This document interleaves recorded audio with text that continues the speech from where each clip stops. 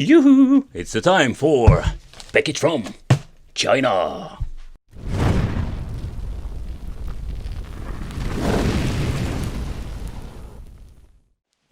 Hey guys, welcome back to the channel. It's awesome that you're tuning in. So in this video we are going to take a close look at the HK1 box, and the reason I wanted to make this video, by the way I wanted to make this video for a very long time, is that this thing has a lot of interest for a lot of people, and you all, my wicked family, requested this video over and over again, and finally here it is. But I understand why this is, because when I picked it up there were some interesting things to this. I reviewed a lot of these game systems, Android boxes, or better said like Android boxes they converted, because they are using EmuElec or a weird kind of Linux software on this. But the main problem with these devices are, like, beside the point, like, they're plug and play and easy peasy to use, but there's a big con to these things. But there where the HK1 box comes in, because this thing has a lot of things to offer for the money you're paying for. Take consideration, this is just an Android box. You need to put EmuElec or the emulators on there. I will show you shortly with my buddy Russ from the Retro Game Core channel what I mean with that. So, but what you're going to get in the inside, let's take a close look at that. So they also call this thing the powder box, and the reason why is because how this thing looks. I personally really love the color, but it's kind of weird. Nowadays they're also like a different version, and maybe in the future they will change it out. But this thing has a lot to offer. But let's take a close look at the box itself later. We're going to get a power supply, HDMI cable, and then we're going to get ourselves a very nice card from Vontar, thank you for buying, and of course the toilet paper manual like always. But again, it's just a basic Android box, holding it upside down, and yeah, this is what you're going to get. But also when it comes to the Android box, and when you're paying for this box, it's not bad at all. And this is not what we're going to get inside, but already like preset my USB stick and an EmuElec image. I will show you later on with Russ what I mean with this and how you can set it up to make this thing the ultimate gaming machine. Where's the box? Oh, there it is. Alright, so let's do a wicked tour of the device itself. Here we're going to get the port for the SD card. So the micro SD card, we're going to use it in combination with EmuElec, but you can also use it like a normal card and just slap it in for some, let's say some extra storage capacity. We're going to get ourselves the USB 3.0, the 2.0, then we're going to get the RG45. Here we're going to get the audio jack out. Then we're going to get ourselves the HDMI out and the optical out and the input for the adapter for power, absolutely power. Alright guys, so let's do a quick wicked nerdy time. So what makes this thing so interesting? So when you're looking at older Super Console X devices, most of them have the 905 chipset. This one also got the 905, but this one got the X3, and the X3 is more powerful, so it gives you like better options, especially when it comes to playing retro games on emulation. 4 gigs of whooping RAM, they're like absolutely crazy, because most of them have like maybe 1 gig, 2 gigs, and then of course we're going to get like 32 gigabyte storage. So in overall, like, what you're going to get for your money is a very nice specification list.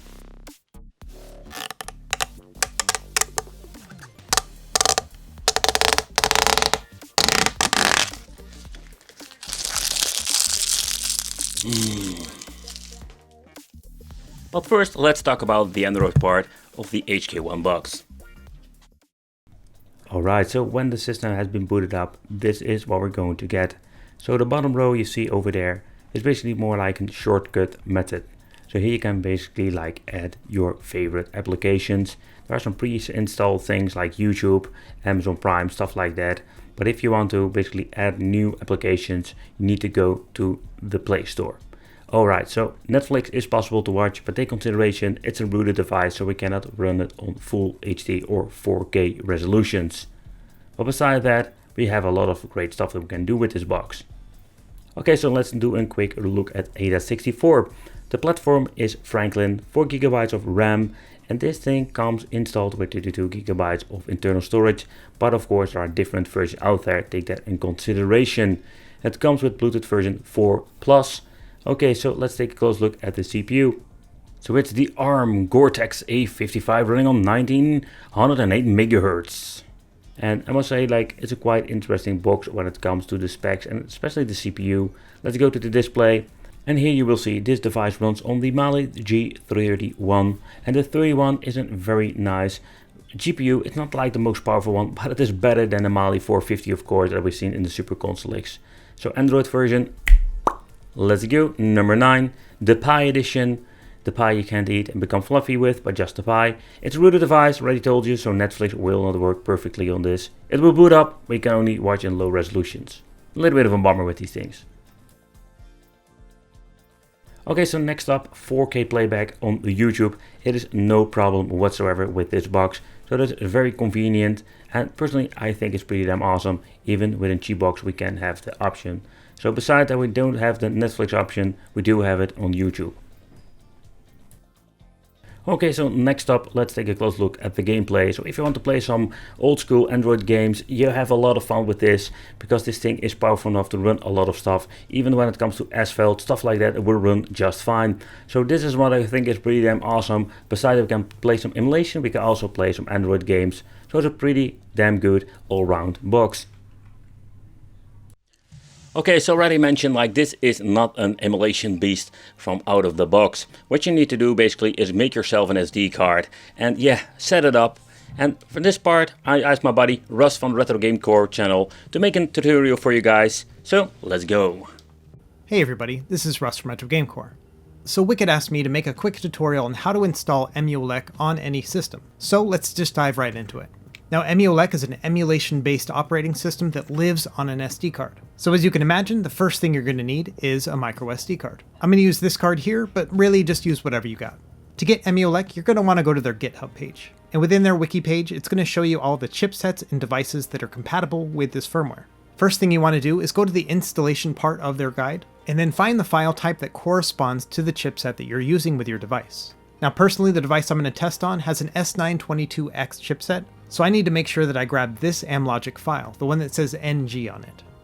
So once I've made note of that file type, we're going to grab that file from the releases page. To get to the releases page, you click on the code tab, and then on the right you'll see a link for releases. Scroll all the way down to the latest releases, and there you should be able to find that same file type. Just click on it to download. Once it's done downloading, go ahead and open up wherever it is on your computer. From there, you're going to want to extract the file so you have an IMG file to work with. Now we're going to flash this IMG file onto that SD card. We're going to use an app here called Win32 Disk Imager. And all you have to do here is just navigate to where that IMG is, and then make sure you have the SD card plugged into your computer, and then press the right button. It's going to ask you, do you really want to do this? And you say, yeah man, I want to do it. It'll take about a minute to flash, and once it's done, all these windows are going to pop up. Just go ahead and cancel out of all of these.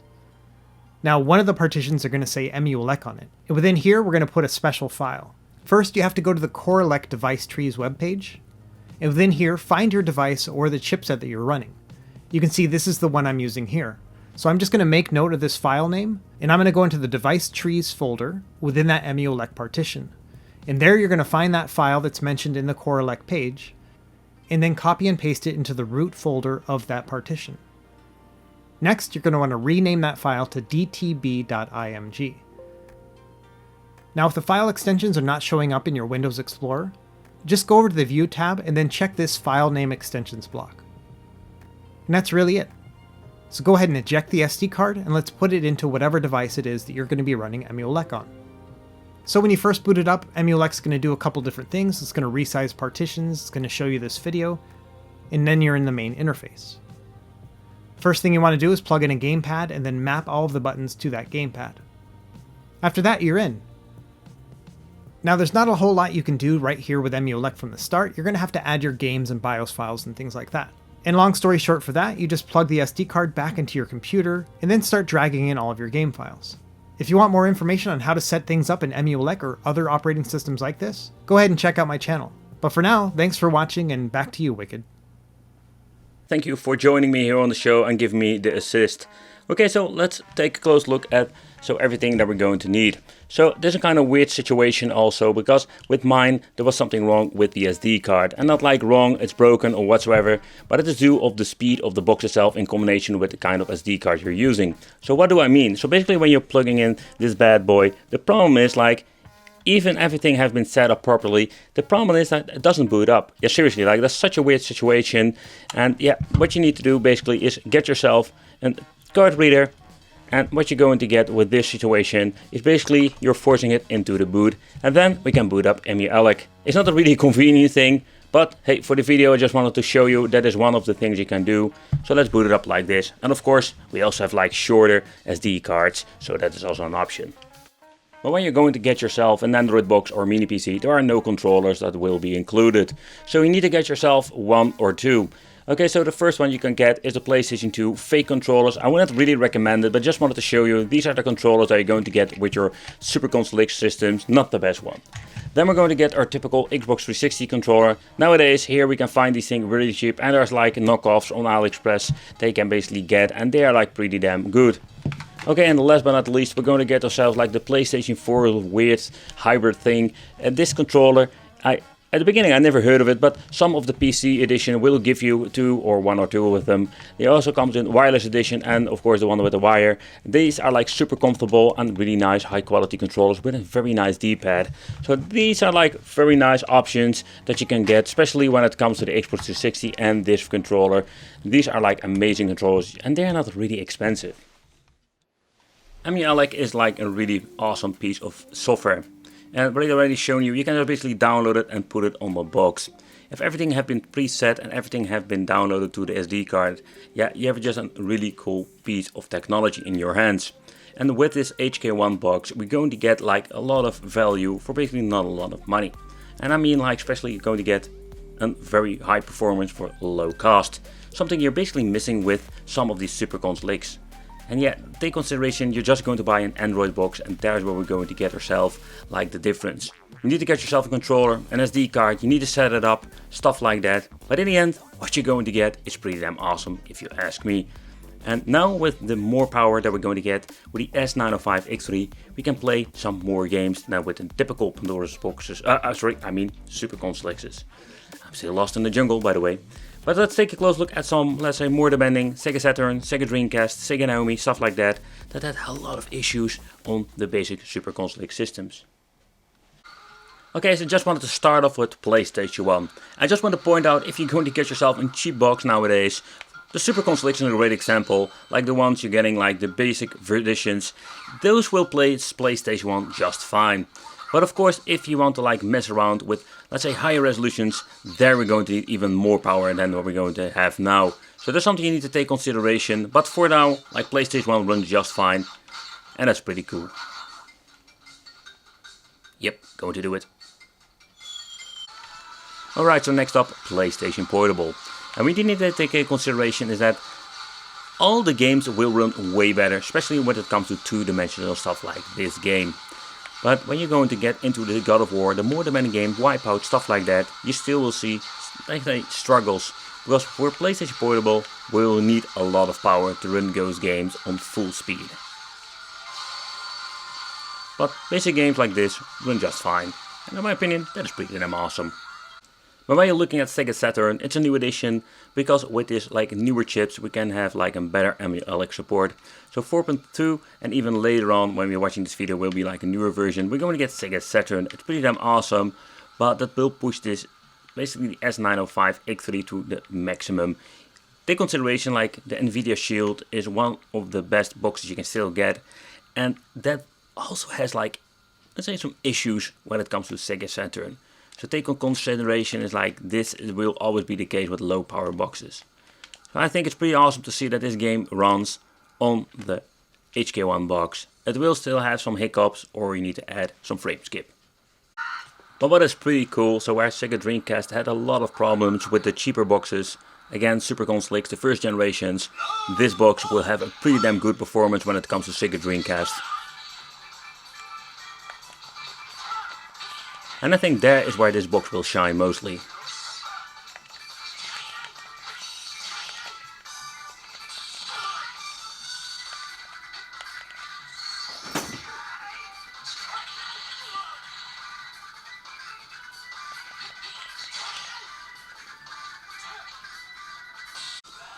Okay, so this system runs pretty damn good on this box, and I must say I was really surprised.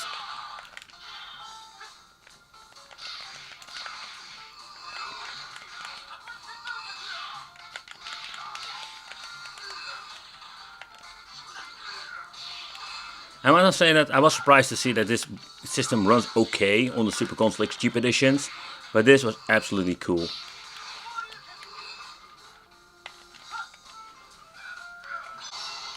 Okay, I just want to do a quick benching of this game. And the reason why, because this game doesn't run that really great on many Super Console X devices. But this box is just powerful enough. And another like great way to show you like how powerful this box is for the money what you're going to get.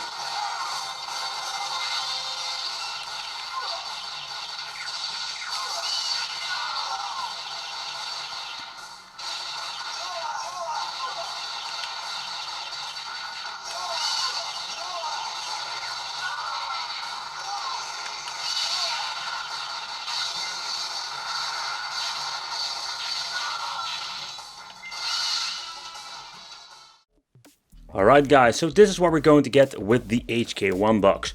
So basically you're going to get a lot of performance and great value for your money. But take consideration when you compare this with the Super Console X, for example. Yeah, it will have more power, but it doesn't come with an SD card and it doesn't come with controllers. And that is what you're going to get with Super Console X.